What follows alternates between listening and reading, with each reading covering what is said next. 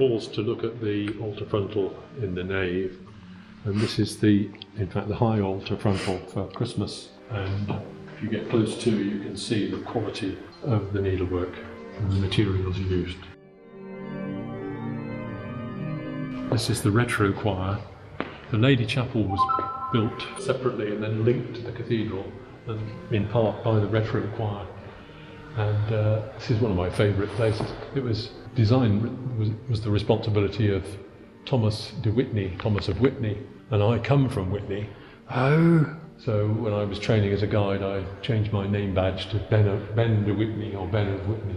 But it's interesting because it contains one of the mistakes which they did make. If you look up here, you can see that normally the colonnettes meet with bosses and other attributes. Yes. But there's 3 here that don't.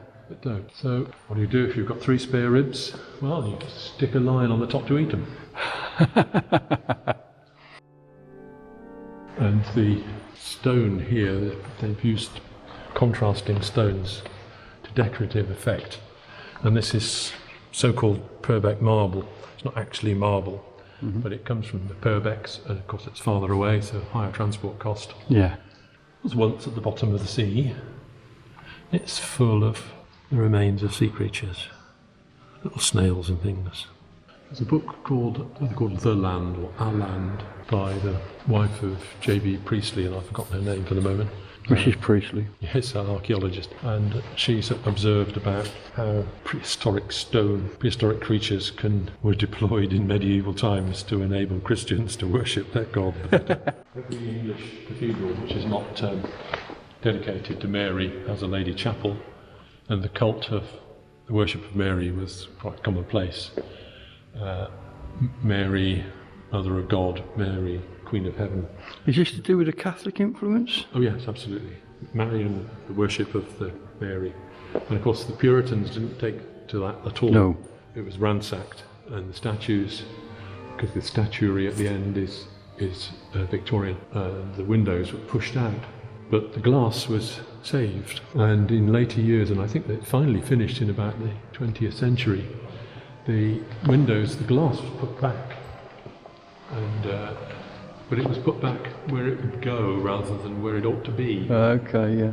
So we've got what one child marvellously called the jumbly windows. Yeah, aren't they? The east window is a Victorian window, and that was executed by Thomas Wilmot, who was paid in full on time by the chapter. Thus startled, he offered to paint the vault original style at his own expense.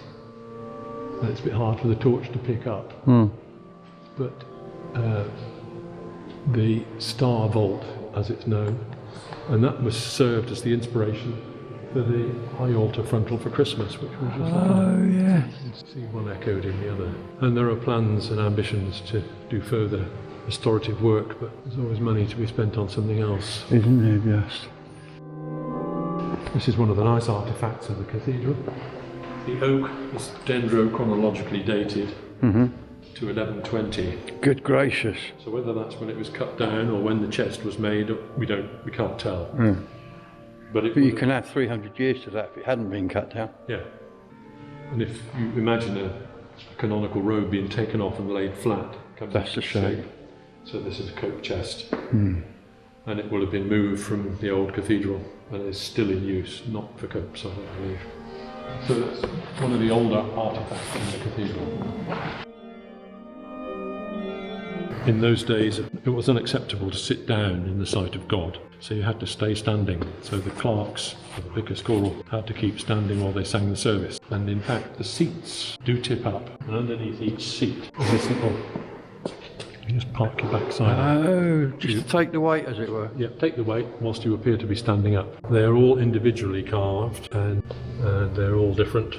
And this one I think is of particular interest because it's yet another dragon being slain. And like all the other dragon slayers in Wells Cathedral, he's left-handed. What's that all about? I was hoping you'd tell me. Sword? We don't know. Because sword's normally from the right hand, isn't it? Yep. I mean, even spiral staircases are that way because of your defending yourself. Yep. We don't know. A fellow guide and I had the theory that the Bishop Jocelyn, who was very much involved in the founding of this or the construction of the cathedral, that perhaps he was left-handed. Oh, right. But I checked in the archive and there's no sample of his handwriting, so Can't we're tell. never going to know.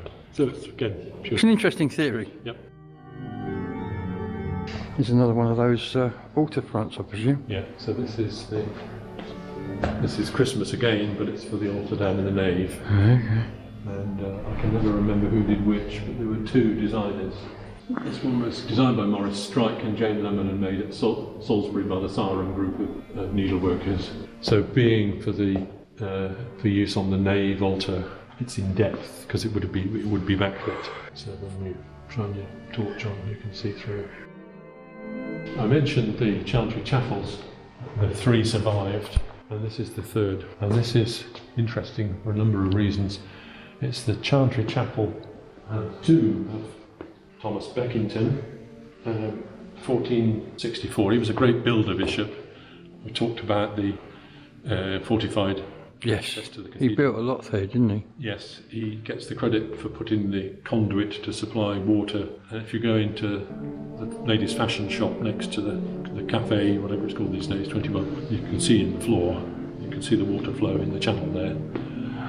And which shop is that? If you go out through Penniless Porch, Yeah. it's the first shop on the right. So he designed it before he died, and it's got a fan-vaulted ceiling. I believe it's been restored, the colour. And it's surrounded by this ironwork, and of course ironwork traditionally kept out evil spirits and kept out the devil. There are these lovely little pressings of heads. So, the conduits through the town, were they an act of philanthropy for the townsfolk to get fresh drinking water, or was it more a case of solving their problem of having too much water on site due to the springs? There were 12 mills, I think, in Wells at one point, Owned by the... on various streams. So I don't think it was necessarily a problem of getting rid of the water. It's a whole other story, but the Bishop's Palace had to have its floor raised to get it above the water. It's pretty wet over there. But the townspeople come and it's a special service for Beckington, and they lay a posy because he gets the credit for giving them drinking water, but the water isn't terribly potable, and there is another school of thought that the water was for sanitary purposes as much as anything, because to wash away the shambles was there, and the after effects of butchery. So there is a drinking fountain, and I've still yet to get to the bottom of which conduit That comes from... it feeds it. And my expert on the subject isn't readily available at the moment. But this is interesting as well because it's what we call a transy tomb. So we've got the bishop in all his finery, looking up at the wounds of Christ depicted on the vault of his chapel. And here he is in all his finery, and underneath we have this rather less... Fortunate soul. Yes, and the point is that, of course, it's memento mori. Remember that we all die, and however great you are in life, in death, we're all the same. Which gives me the opportunity to recount the tale of one guide who was taking a school party round, and he did what you do with school parties and said, "Now, what are you going to remember most about your visit to Wells Cathedral?" And one smart lad said, "Never sleep on the bottom bunk." I like that. So do I. And there's another one. I don't know if I get much of that because of the reflection, but That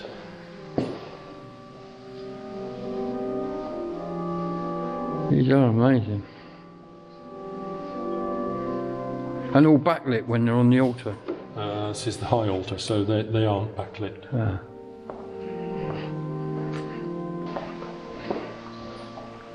That's Many of these tombs are actually Saxon and would have been moved from. Some would have been moved from the old cathedral. this one.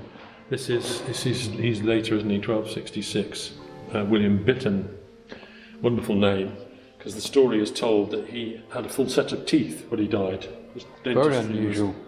Dentistry in medieval times wasn't up to much.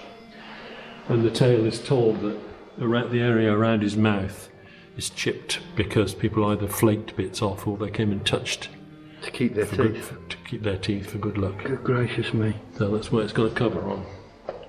You can still put your fingers underneath, but don't tell anybody at all. I didn't.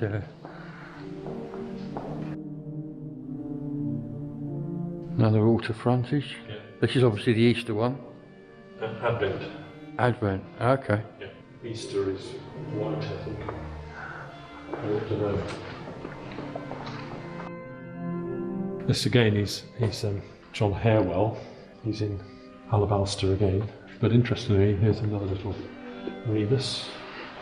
Here are two hares drinking from a well. This is how medieval depiction of water.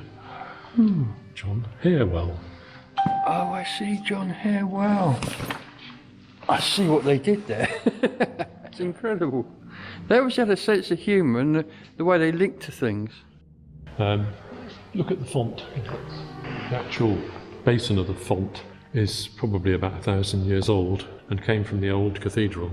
Yeah, the plinth is later and the wooden top is Jacobean.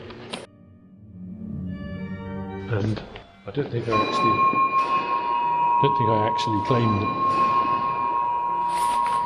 claimed as such that all the arches in here are pointed. Yeah.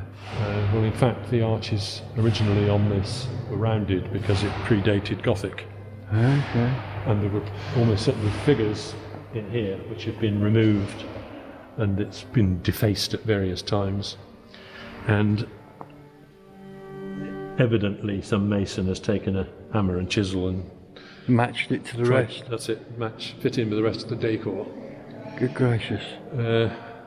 As you'll know, the font is normally at the west door. That's right, yeah. Well, this is not the west door. No. And there are at least two versions of the story as to why it's here.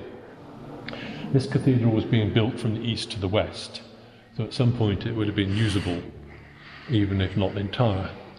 And the old cathedral lay out to the south of this.